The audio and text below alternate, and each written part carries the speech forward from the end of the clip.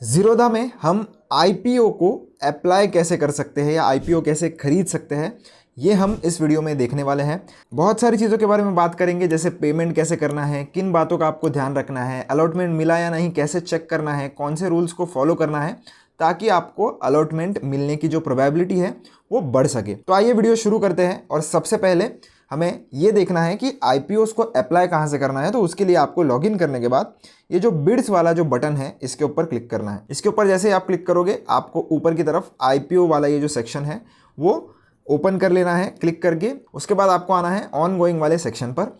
यहाँ पर आने के बाद जितने भी आईपीओस ओपन होंगे उनका आपको डेटा मिल जाएगा। जिनके सामने अप्लाई लिखा हुआ आ रहा है उनको आप अप्लाई कर सकते हो। और अगर आप थोड़ा नीचे स्क्रॉल करोगे तो आप इधर और एक चीज़ देख सकते हो, प्री अप्लाई का। तो ये अभी तक ओपन नहीं हुए हैं, वो कब ओपन होता है वो आपको डेट नीचे देखने के लिए मिल जाती है।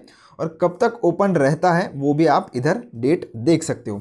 हर इसमें वही मिलेगा आपको। ये जो आईपीओ है ये 24 को ओपन हुआ था, आज क्लोज हो रहा है। तो आपको ओपन डेट और क्लोज डेट दोनों यहाँ पर देखने के लिए मिल जाती है।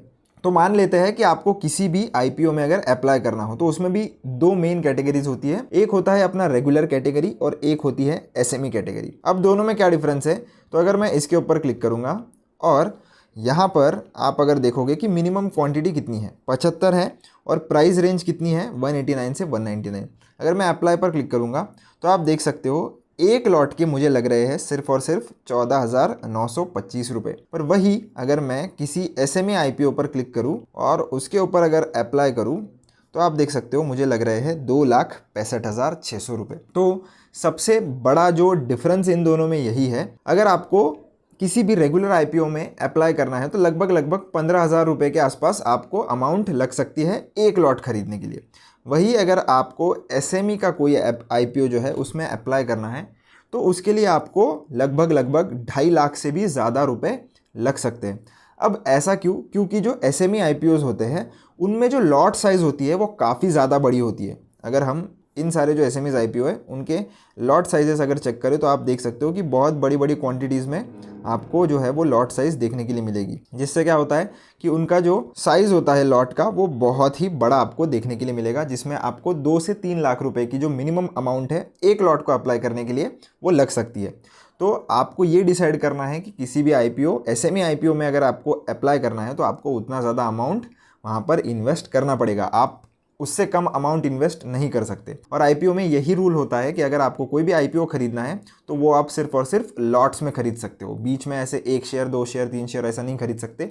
एक लॉट जितने भी क्वांटिटी का होगा उतना आपको खरीदना ही पड़ेगा। तो जैसे मान लेते हैं कि हमें किसी भी रेगुलर आईपीओ में जो है वो इन्वेस्ट करना है, तो उसके लिए हम इस वाले आईपीओ का एग्जांपल ले लेते हैं। तो इसके ऊपर अगर मैं क्लिक करूं तो ये जो ऑप्शन है जो आपको यहाँ पर दिख रहा है ये किसी रेगुलर आईपीओ में आपको दिख भी सकता है, किसी में नहीं भी दिखेगा। क्योंकि अगर मैं इस पर क्लिक करूं तो इसमें दिखेगा, पर अगर मैं शांति गोल्ड वाले आईपीओ पर क्लिक करूं तो इसमें ये ऑप्शन नहीं आएगा, क्योंकि अलग अलग इसमें अलग अलग ऑप्शंस आपको देखने के लिए मिलते हैं। इसके ऊपर अगर मैं क्लिक करूं तो सबसे पहला आ जाता है इंडिविजुअल इन्वेस्टर, दूसरा आता है एम्प्लॉय और तीसरा आता है एग्जिस्टिंग शेयर होल्डर।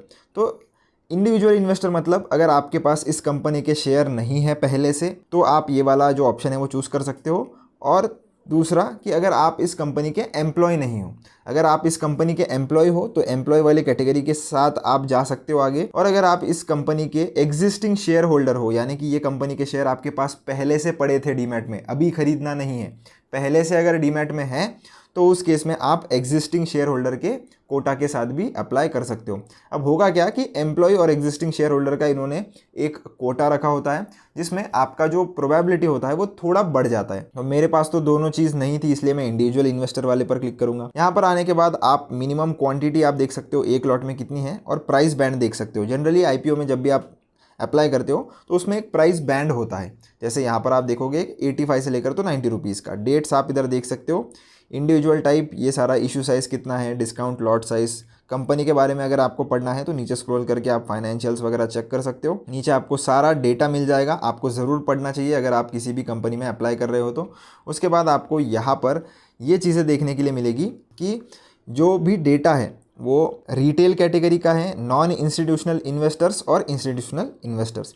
तो इसमें अभी तक उन्होंने रिजर्व कितना करके रखा है और अप्लाई कितना हो चुका है वो आपको देखने के लिए मिलेगा, और सब्सक्रिप्शन कितने टाइम्स हो चुका है वो आप देख सकते हो। पर ये जो डेटा है वो कब का है आप देख सकते हो। अभी आज मैं 28 को शूट कर रहा हूँ और ये जो डेटा है वो 5 बजे जुलाई 25 तारीख का है, तो ये इतना रेलेवेंट नहीं है।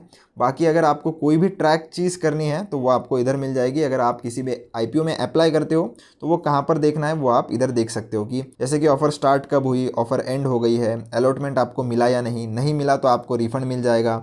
अगर मिल जाता है तो आपके शेयर्स डीमैट में ट्रांसफ़र कर दिए जाएंगे। फिर वो जिस भी दिन लिस्ट होगा उसका लिस्टिंग का डेट इधर मिल जाएगा, और मैंडेट जो है वो आपका ख़त्म हो जाएगा। वो आपको पूरा प्रोसेस यहाँ पर ट्रैक करने के लिए मिल जाता है। फिर से हम अगर ऊपर जाएंगे तो आपको अप्लाई का बटन मिलता है। अप्लाई वाले बटन पर हम क्लिक करेंगे। यहाँ पर आने के बाद सबसे पहले आपको ये देखना होता है कि आपकी जो भी UPI ID है वो एंटर आपको कर लेनी है।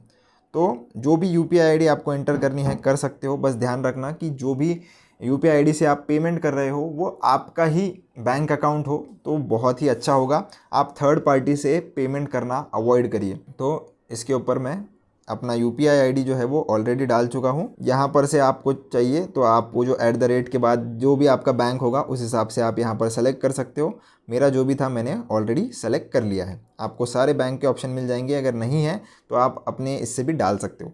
इसके बाद यहाँ पर एक ऑप्शन आता है कट ऑफ प्राइस का। उसका क्या मतलब होता है, यहाँ पर आप आई बटन डालकर पढ़ भी सकते हो। अगर आपको इन डिटेल जानना है तो शॉर्ट में मैं अगर बता दूँ तो कट ऑफ प्राइस का यही मतलब होता है कि जिस भी प्राइस पर ये जो आईपीओ है वो अलॉट होने वाला है उस प्राइस पर आपको ये जो बिड है वो प्लेस करनी है। तो मोस्टली ये हाईएस्ट बैंड जो होता है उस पर ही प्लेस हो जाता है। इसीलिए अगर आपको थोड़ी प्रोबेबिलिटी बढ़ानी है तो कट ऑफ प्राइस आप सेलेक्ट कर सकते हो। क्वांटिटी आप देख सकते हो ऑटोमेटिक, एक लॉट की जो क्वांटिटी है वो ऑटोमेटिक इधर आ जाती है। अगर आपको 2 लॉट खरीदने हैं तो फिर आपको ये जो क्वांटिटी है उसको दुगना करना पड़ेगा। अगर 3 खरीदने हैं तो 166 × 3 जो भी आएगा वो क्वांटिटी आपको इधर एंटर करनी पड़ेगी। तो जैसे एग्जांपल के लिए अगर मुझे 2 लॉट खरीदने हैं तो मैं इधर 332 लगा देता हूँ तो ये 2 लॉट पर आ जाएगा। आप बीच की कोई भी रैंडम अमाउंट नहीं लगा सकते, ध्यान रखिए। और जितना भी प्राइस आपको देना पड़ेगा वो यहाँ पर आपको देखने के लिए मिल जाएगा कि टोटल आपको कितना पैसा लगने वाला है। आप अलग अलग बिड्स लगा सकते हो, जैसे मैंने एक बिड कट ऑफ प्राइस पर लगाई है। अगर मैं ऐड करूँ 1 लॉट 2 लॉट और उसके बाद में इधर वाला जो ऑप्शन है वो कट ऑफ प्राइस पर नहीं लगाना चाहता, अगर मैं 85 रुपीज़ पर लगाना चाहता हूँ तो ये अलग अलग बिड्स भी आप प्लेस कर सकते हो। बिड का मतलब आप जो बोली लगा रहे हो उसकी प्राइस आप कितनी लगा रहे हो वो इधर आपको चूज़ करने का ऑप्शन मिल जाता है।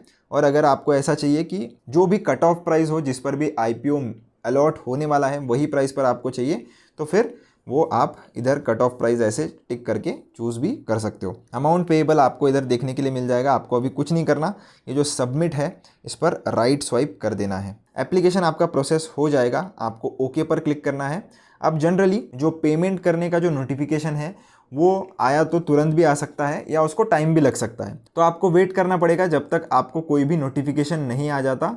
अगर नोटिफिकेशन आ जाता है तो फिर आप पेमेंट कर लीजिए अपने UPI एप्लीकेशन में से, और वहाँ पर जैसे ही आप पेमेंट कर देते हो आपको इधर जो है वो अपडेट मिल जाएगा कि पेमेंट डन। फिर इसके ऊपर अगर आप क्लिक करोगे तो क्लिक करने के बाद आपको नीचे स्क्रॉल करना है और आपको अपडेट यहाँ पर IPO स्टेटस में मिल जाएगा कि आपको IPO अलॉट हुआ है या नहीं हुआ है। मोस्टली जैसे कि आज 5 बजे ये जो IPO की बिडिंग है वो क्लोज हो जाएगी, तो आपको ध्यान रखना है कि जिस भी दिन लास्ट डेट होती है उसके 5 बजने से पहले पहले आपकी पेमेंट प्रोसीजर जो है वो कंप्लीट हो जानी चाहिए। इन केस अगर वो नहीं होती है तो फिर आपका ये जो IPO का एप्लीकेशन है वो पहले ही रिजेक्ट हो जाएगा।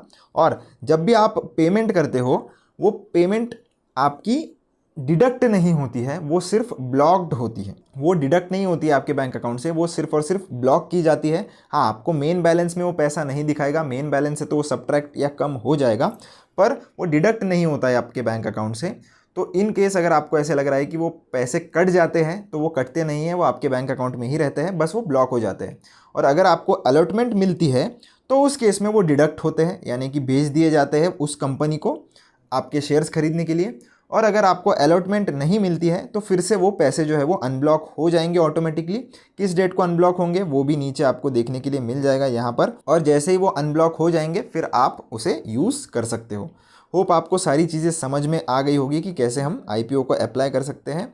अगर आपको टिप्स एंड ट्रिक्स पर एक वीडियो चाहिए जिसकी मदद से आपका जो IPO अप्लाई करने के बाद जो मिलने का प्रोबेबिलिटी है वो बढ़ सके, तो आपको वो भी वीडियो मेरे चैनल पर मिल जाएगा। Make sure to check it. Video पसंद आया हो तो चैनल को सब्सक्राइब करना, वीडियो को लाइक ज़रूर करना। मिलता हूँ नेक्स्ट वीडियो में। धन्यवाद।